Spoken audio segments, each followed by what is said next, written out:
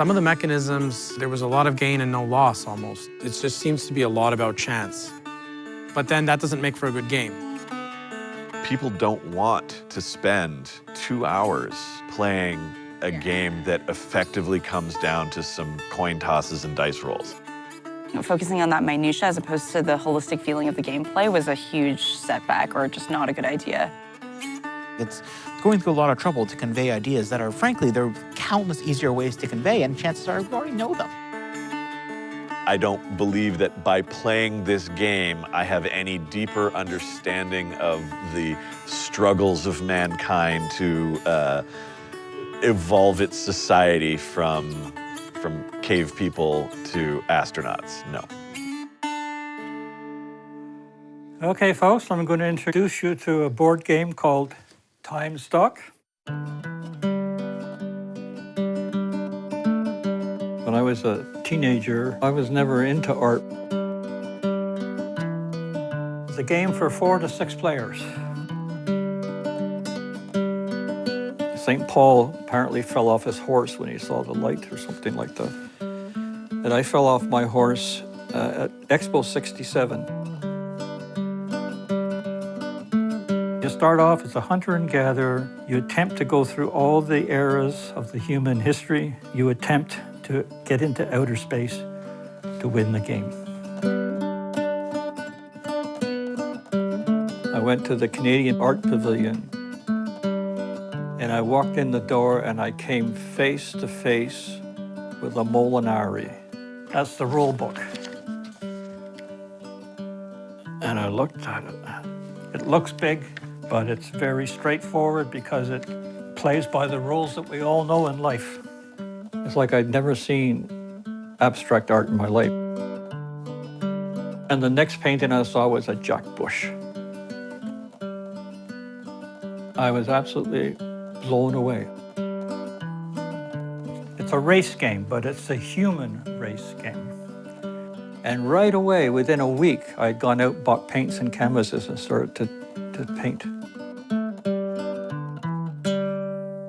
The door opened, and I never looked back.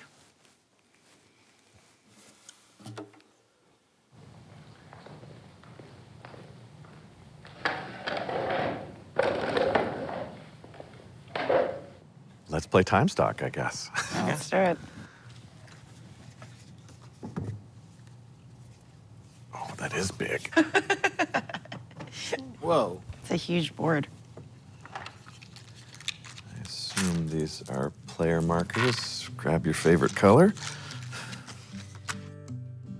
My father died just before his 80th birthday.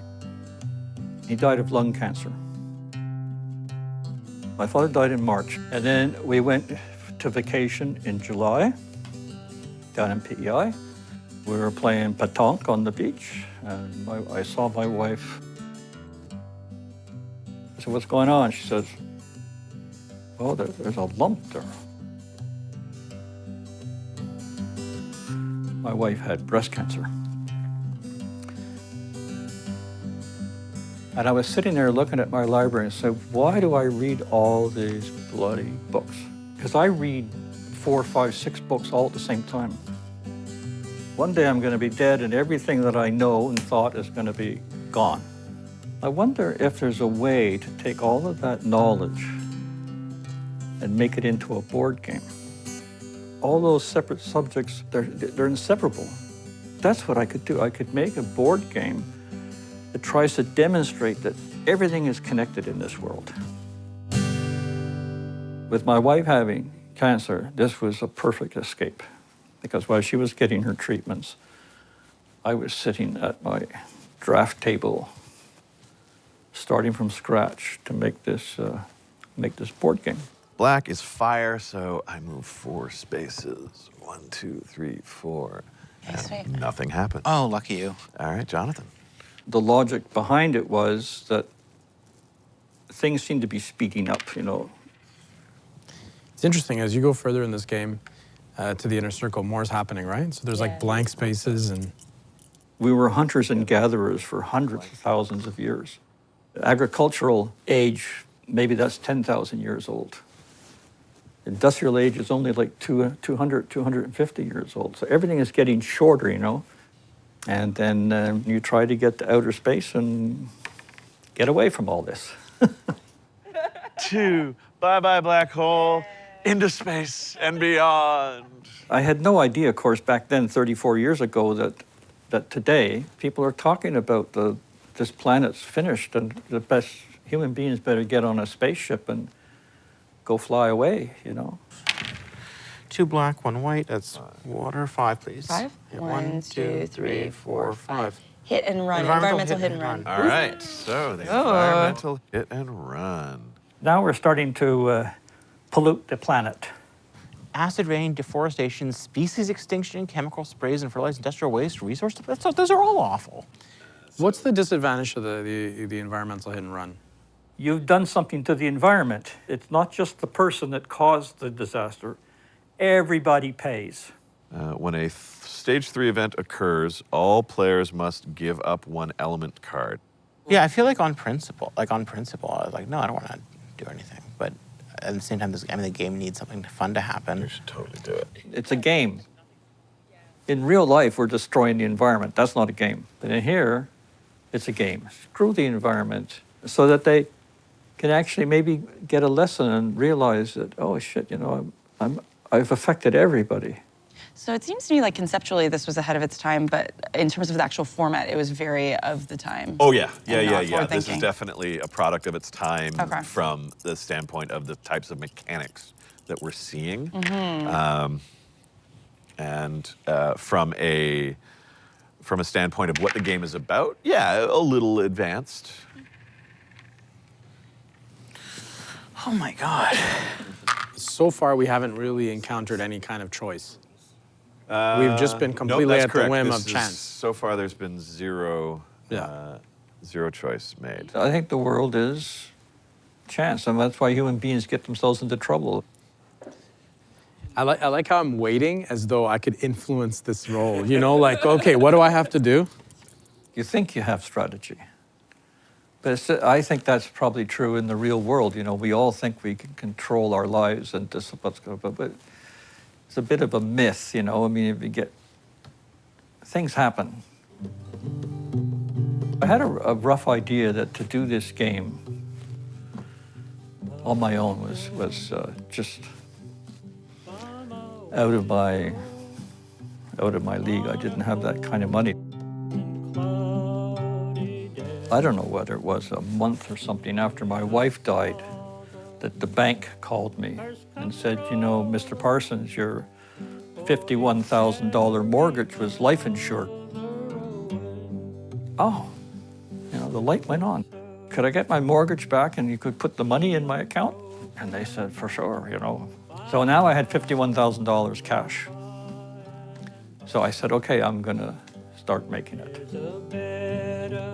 Things happen, you know, no plans, just there it is.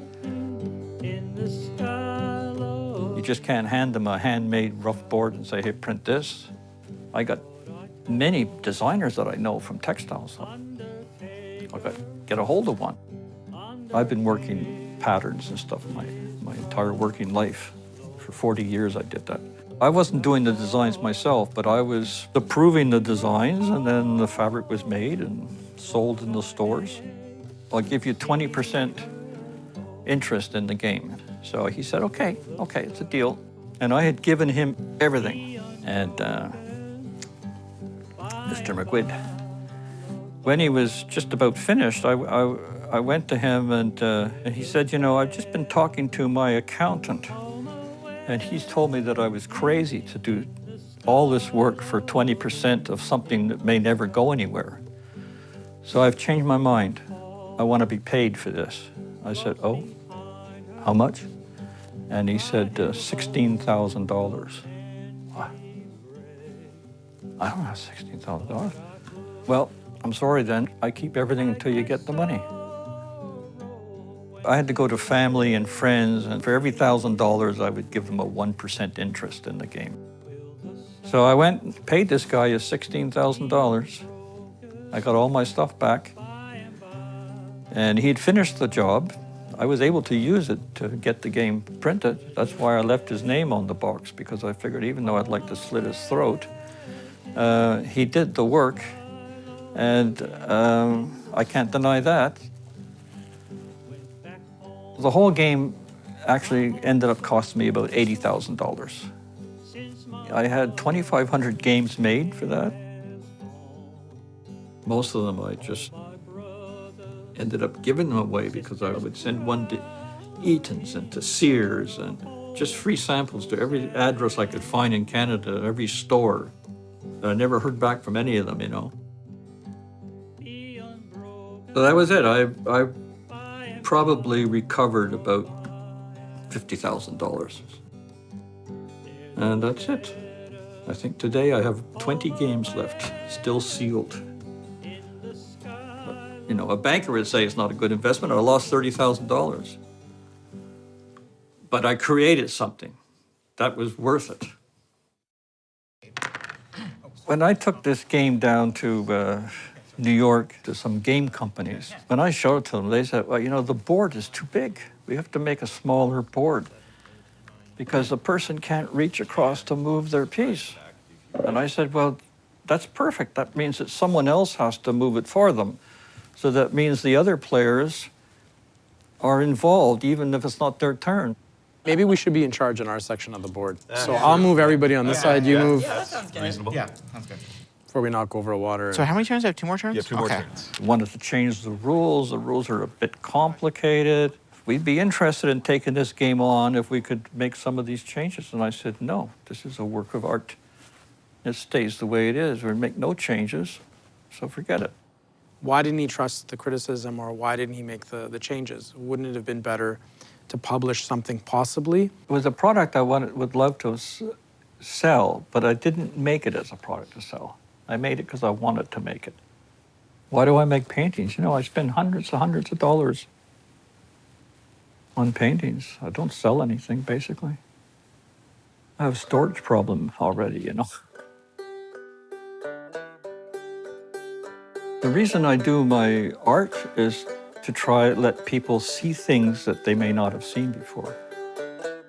Well, the water shields are the same family as lily pads. I noticed one and I saw it, and it just reminded me of an abstract painting. And they're all different patterns, different colors, totally random. I mean, it's nature's way of putting abstract painters to shame, you know. So I started photographing them and then taking the photographs and blowing them up and printing them on canvas. Kind of the thing I did as a textile designer, you know. Abstract art is sort of about nature because, I mean, it just proves that these things are abstract. When I'm doing my art, it's trying to get an image that satisfies my mind. I consider it to be a work of art, and no matter what you do, you're not going to convince me that it's not. All right.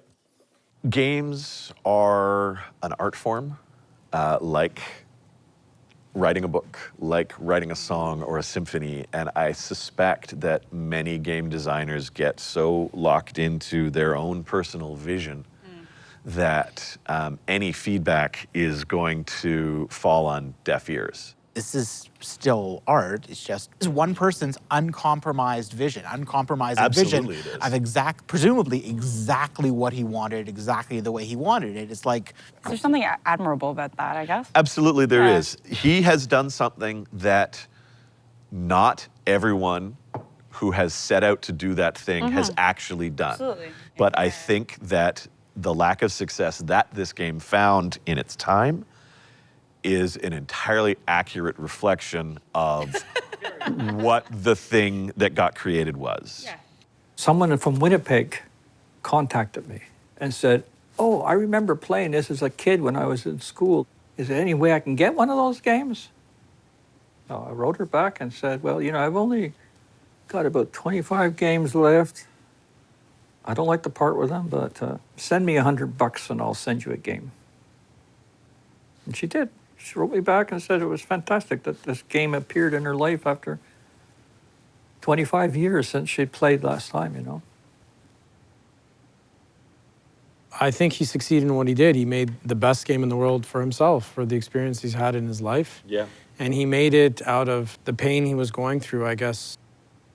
If it hadn't been for that bleak moment in front of my library, questioning what I was doing all this reading for, there would be no. That was a thing in the moment. Kate would be pleased at the way things have turned out for me and for her own children. On the side of the board, of course, it doesn't matter where you're going, it's the getting there that must be lived. So the getting to the end of the game is probably not the goal of the game at all. The goal of the game is to play. I make games because I'm interested in the creation of games. And after that, I let other people play them. It's a social game made by an antisocial person. But now I think about it, I can be social playing TimeStalk because it's a structure. We're all playing by the same rules. That's good. I could play TimeStalk all day if I could find people to do it with me.